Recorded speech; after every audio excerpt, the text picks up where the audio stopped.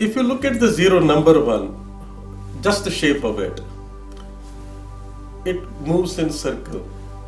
There is no beginning, there is no end. In one way, purely from the point of view of its form, it is infinite. But set that aside. Zero is something which has no coordinates. When you say zero, it has no coordinates. And that's why in mathematics they say zero is the other side of infinity.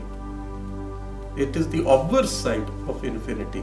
Something that has no beginning, something which has no beginning, no end, which is not finite. There are no attributes over here. It reduces everything.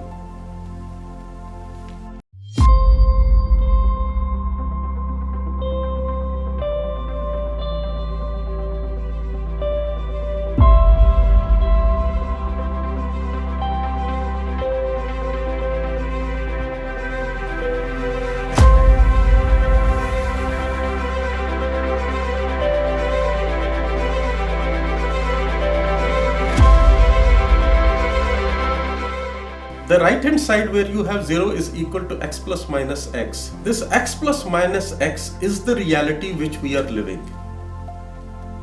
We are a part of this reality. This is the sensory reality, this is the phenomenal reality, and it is the reality with which the mind is familiar and conversant.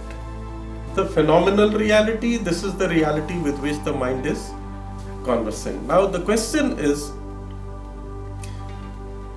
because it has emerged out of zero, so zero is its origin, is its soul. We accept mathematically, we have seen that it is its soul. Yet, the human mind is unable to comprehend it. Because the human mind can't think of zero being the source of everything. How can being emerge out of non-being? It looks very paradoxical, it looks very mystic, very mysterious. How can something emerge? There's that famous quotation in King Lear, where King Lear says to his daughter, nothing comes out of nothing. But here, what do we see? Something coming out of nothing. So this is not nothing. This zero cannot be nothing. If it were nothing, then nothing should have come out of nothing. So the zero is seemingly, it is only seemingly nothing. Why so? Because it shows that this entire world, phenomenal world, adds up to nothing. But then the question that stares us in the face is, then what is that something? The great enlightened soul, Gautam Buddha. He didn't want to confuse people. Not that he didn't know, he was very well aware of it. But he didn't want to confuse the people, so he left it over there.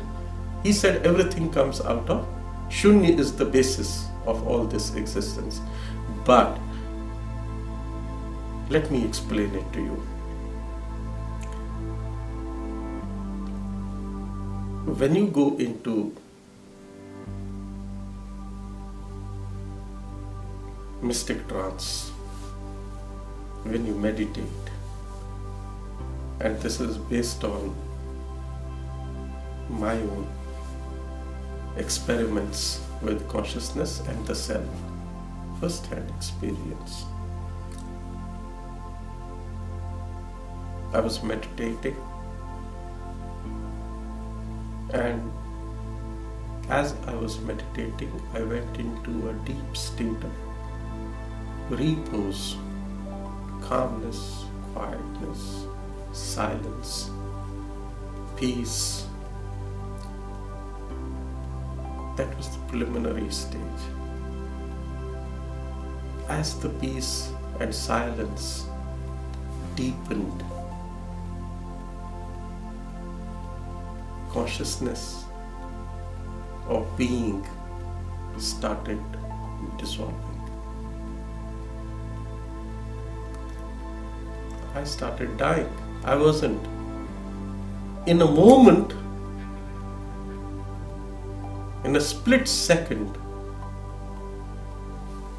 I wasn't. A second ago, a moment ago, I was. A moment later, I wasn't. Now, for an individual, it's something very scary. Suddenly, I felt as if not as if. I wasn't. I am not there. There's nothing.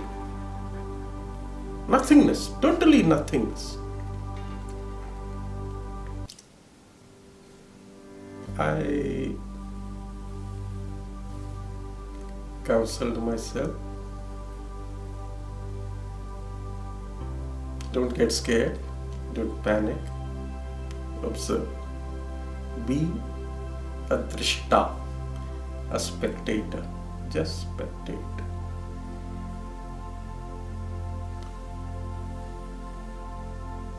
For a while, there was no consciousness of the body, the mind, of anything. Nothing existed. I wasn't existing. Then, what happened was a sudden flow of energy. Sudden flow of energy into me. And I became consciousness, what we call Chaitanya Shakti. Conscious energy. Powerful to the core, powerful to the extreme. That is the other side of zero. But it has no coordinates, nothing. It is Nirgun, Nirakar. That is what the Veda refers to as Nirgun Brahma, which it defines as Sat Chit Anand. Sat meaning existence or truth, which has two attributes: consciousness, conscious power, conscious Chaitanya Shakti, and the third thing is bliss. It doesn't cause agitation in you, it removes all agitations in you, and you are in a deep state of repose. Now, this was something, but this something was on the other side of Shunya. And it was not external to me. It was me. I was that. That is what has been referred to by the Veda as Satchidanand. And this is what, so to reach there, you have to negate the phenomenal world. So how do I negate the phenomenal world? The negation of the phenomenal world is the zero. So zero is the visible side.